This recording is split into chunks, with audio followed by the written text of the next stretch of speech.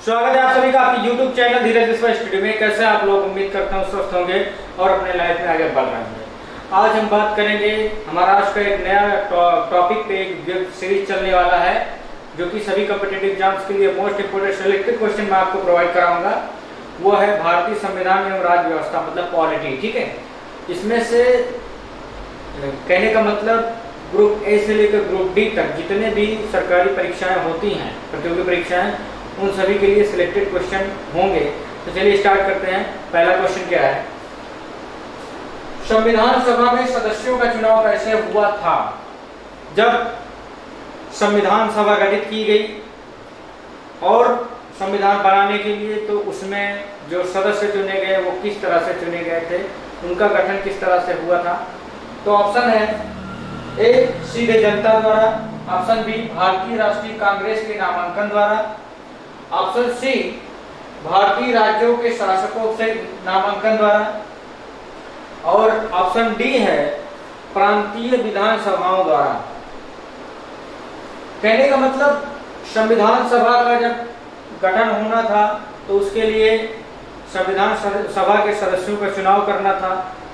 तो किस तरीके से उनका चुनाव हुआ, किस तरीके से उसमें सदस्य चुने गए, तो यहाँ पे 4 ऑप्शन दिए हुए हैं, जिनमें से कि पहला जो ऑप्शन है हमारा सीधे जनता द्वारा, तो सीधे जनता द्वारा जो है नहीं चुना गया था उन सदस्यों को।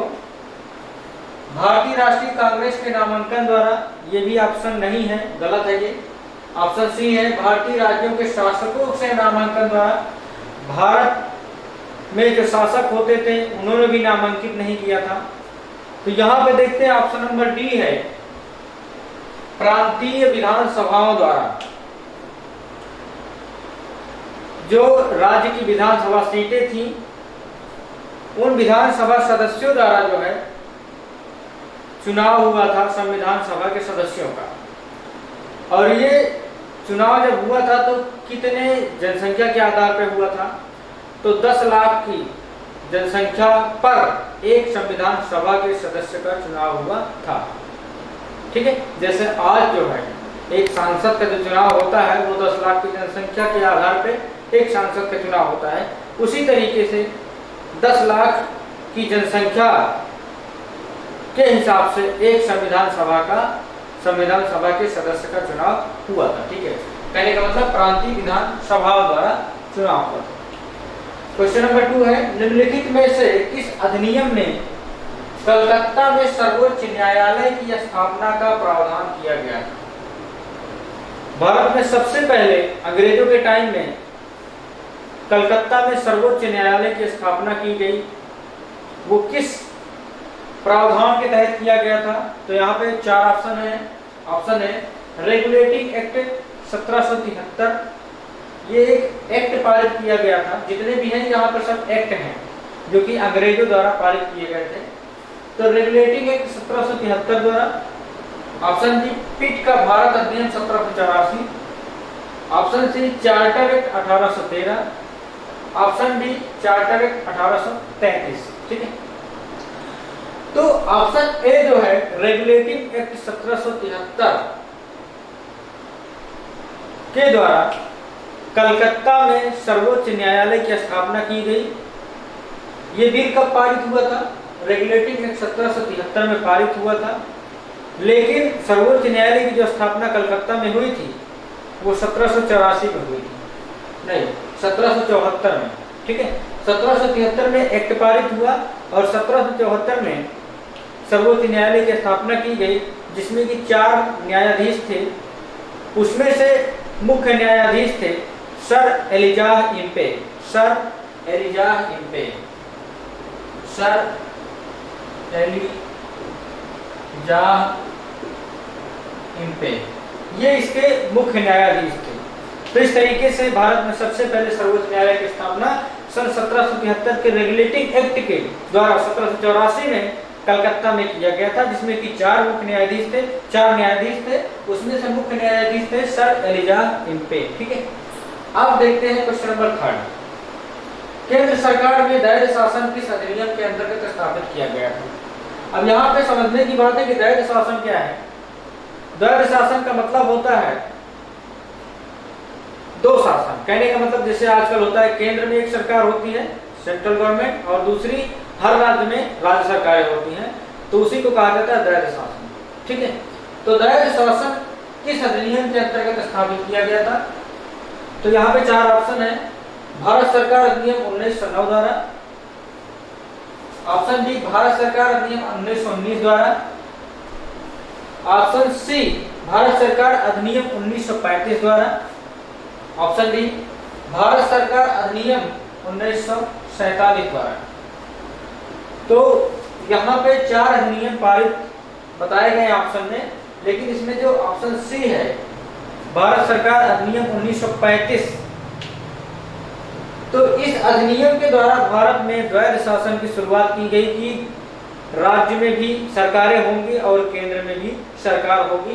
तो वो कौन सा अधिनियम था? भारत सरकार अधिनियम 1935। एक चीज और हम बता देते हैं, हमारा जो आज का संविधान है वो संविधान ज्यादातर भारत सरकार अधिनियम 1935 पे आधारित है। समझ गए? भारत सरकार अधिनियम 1935 पर ही ज्यादातर आधारित है हमारा आज का संविधान। ठीक है, बहुत सारी चीजें इस अधिनियम से लिए गए हैं, लगभग मतलब पूरा का पूरा कॉपी कर लिया गया है। ठीक है, तो ये 3 क्वेश्चन हो गए। आगे देखते हैं 4था क्वेश्चन। देखते हैं क्वेश्चन नंबर 4। एक निर्वाचित संविधान सभा द्वारा सर्वप्रथम भारत के संविधान का निर्माण का प्रस्ताव किया गया था। एक निर्वाचित संविधान सभा द्वारा, कहने का मतलब कहा गया कि भारत का संविधान का निर्माण जो होगा वो एक निर्वाचित संविधान सभा द्वारा किया जाएगा। तो इसका प्रस्ताव किसके द्वारा किया गया था? किसने किया था कि भारत का संविधान का निर्माण जो होगा वो एक संविधान सभा द्वारा किया जाएगा?